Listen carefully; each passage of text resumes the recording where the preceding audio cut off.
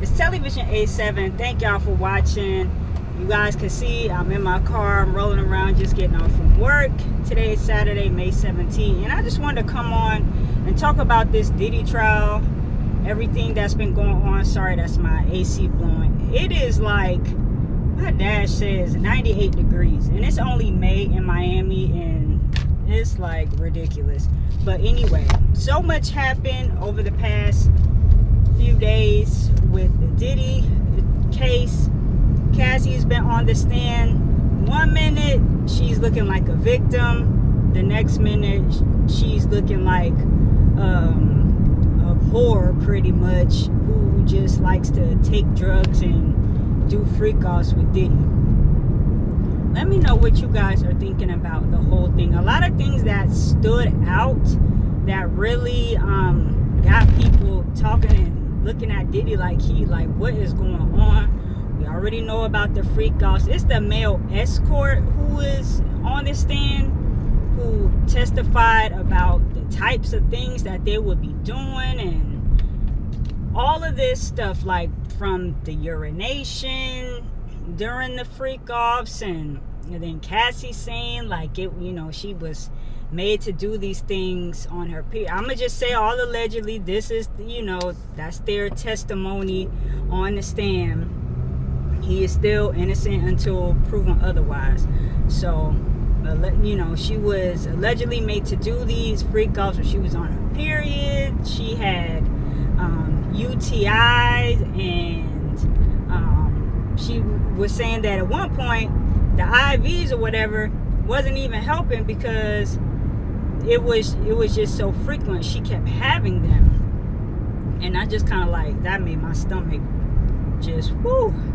Like, I felt nauseous, like hearing that, having to read the recaps and hear people talk about it online. And shout out to some of the channels that I have been watching, because they are really like doing deep dives. I'm not gonna be doing that. I'm probably gonna come on every Saturday for the next couple, the next few weeks. It's an 8-week trial, and just do a little brief recap of the week or whatever. But I'm not deep diving in. But shout out to Kempire, I watch his channel, and shout out to Lauren LaRosa from the Breakfast Club. Those are the two channels that I have been like locked in to getting this information. So yeah, there was the male escort who got on the stand. Then there was the security, the head of security from the hotel, the Intercontinental, back in 2016. We all saw the video. He comes in there, he gives his testimony about Diddy, basically saying that Diddy was bribing him with the money, trying to give him money to hush up. And he kind of was made to look a little not all that credible either, because a lot of people are saying, well, why didn't the security guard call the police? Well, why did they just basically cover it up? So the security guard says, hey, neither Cassie nor Diddy wanted to press charges. Cassie just wanted to leave. So, hey, there was no reason to call the police, but he made an incident report, and he recorded a video on his phone and showed it to his wife, because he was like, hey, nobody's gonna believe me, so I had to get the video on my phone. So more information about that night comes out. The full video of the incident in the hotel that came out, it's just basically, it's about 15-16 minutes from different angles, and you can clearly see Diddy beating up on Cassie in the hallway. You can see him throwing the vase at her, and then you can see the security guard coming out of the elevator. The train finna come again. Coming out of the elevator, and Diddy sitting there in his towel and his compression socks, giving him like, staring him down like, okay, we got a situation here, and I'm gonna need you to take care of it. So yeah, those those two testimonies happened like the first couple of days, and then it was just Cassie. And then she was up there at one point. I don't remember what exactly happened on what day, because there was just so much. But at one particular day, mind you, Cassie's very, very pregnant. She's about to pop any day now with baby number 3. So she's up there, and she's crying at one point, recounting the things that have that were happening, that she described happened to her. And she's like, yeah, at some point they were reading the text messages. Text messages were being read to the jury, and it seemed like, okay, she was down to do a little, freak offs or whatever. She was initiating things, but then that's what the defense is trying to say, like, oh, well, no, Cassie's a willing participant. She was initiating. She wanted this, that, and the third. And yeah, it did. One of those days, it really just wasn't looking good. It was not looking good for Cassie at all. But keep in mind, she was 19 at the time that she even met Diddy. But I believe it was 21 or 22 when they began their intimate relationship, boyfriend-girlfriend relationship. And so, yeah, they finally... They finished off with Cassie on Friday, on yesterday, because the defense was kind of just like dragging their feet and really taking their time, and the judge was getting aggravated.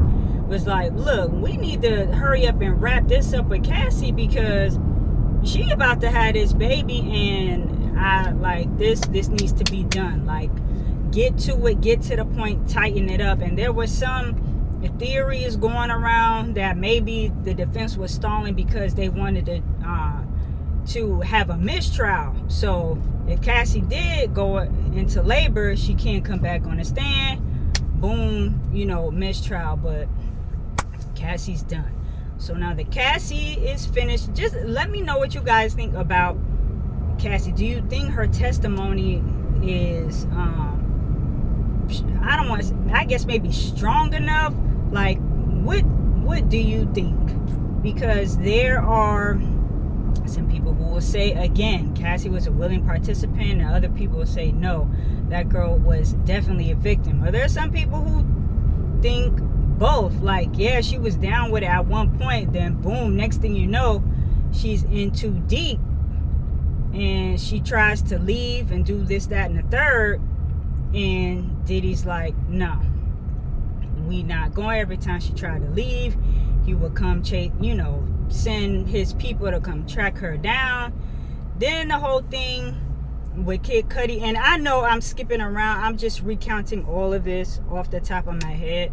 Like I said, I'm not gonna be doing all this super deep diving and everything. This is just what I can remember. So yeah, I'm gonna be jumping around. The whole thing with Kid Cudi, she was like, Cassie was saying, they had met with Diddy and said, hey, yo, like, Cassie said you was gonna blow up my car, and then the car blew up. Like, what's up with that? And Diddy is, acting like he doesn't know. But according to the defense, Diddy was like, no, that's not how that went. I met, with both of them to, it was no threat. I wasn't going to harm Kid Cudi or do anything crazy like that. So it's just whatever Cassie is saying, and the prosecution, the defense is coming saying like no, girl, that's not it. So I'm just glad Cassie's off the stand. She can go have her, I was going to say go have her baby in peace, but ooh, just a lot of stuff that girl went through.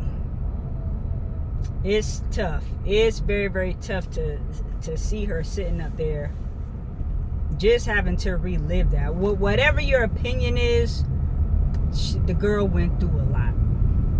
She went through a lot.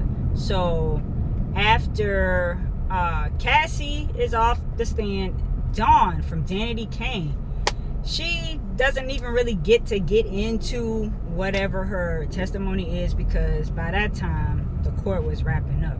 So yeah, Dawn from Danity Kane will be getting into her information on Monday. But yeah, and there's a couple things that were kind of like not necessarily a part of the testimonies or anything, but a lot of people were like, what in the world are Diddy's daughters doing in here? At one point, the descriptions of the freak-offs got so just nasty and disgusting that they got up and left. But that's so crazy to think, like, Cassie was 19, 20, and Diddy's daughters, I believe they just turned 18. They're getting ready to graduate and prom and all this stuff. So it's like, I just don't understand how, I don't get it. Like, you have daughters. Diddy better pray. He better pray. He better do, I don't know. Hopefully his daughters will never have to experience anything like that, because I know if that was his daughters and somebody did something like that to his daughters, he would want to take their life. Man did something like that to their daughter, he would want to take their life. So it's like, why would you turn around and do that to somebody's daughter? Like, I don't know. You better hope them girls don't ever get in no mess like that, but you never know. But yeah, so with his daughters being there, that was a little weird. Then one thing that Cassie confirmed, that there was never any,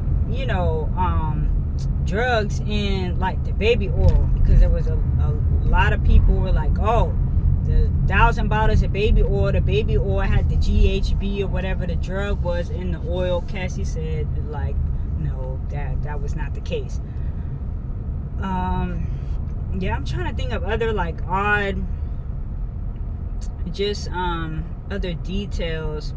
We've kind of found out, we found out that Cassie and Michael B. Jordan had a thing for a brief moment in time.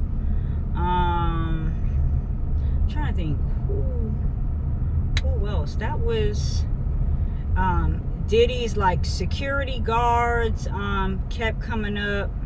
I forget what the names were, again, off the top. I forget what the names were.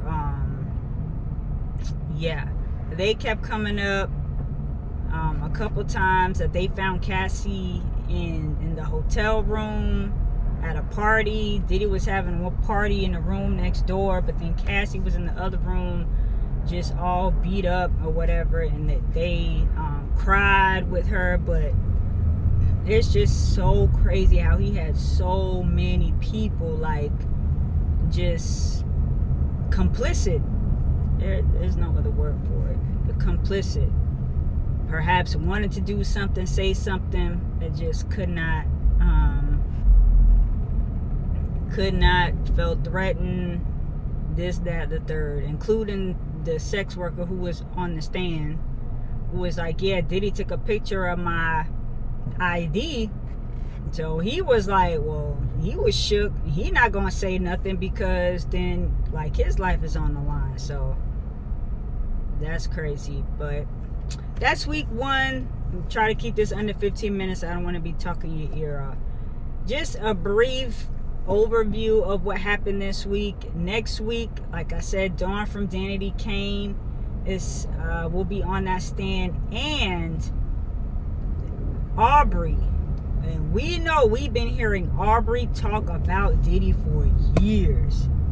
She's always alluded to things, but never quite said exactly what she saw. So we're gonna find out all of that very, very soon. Drop your thoughts down below on everything, and next Saturday I'll have an update for you guys. Casual combos. I'm gonna call this series Casual Combos. So this is episode 1 of that. All right, it's Television 87. Thank you guys, and I'll catch y'all next week.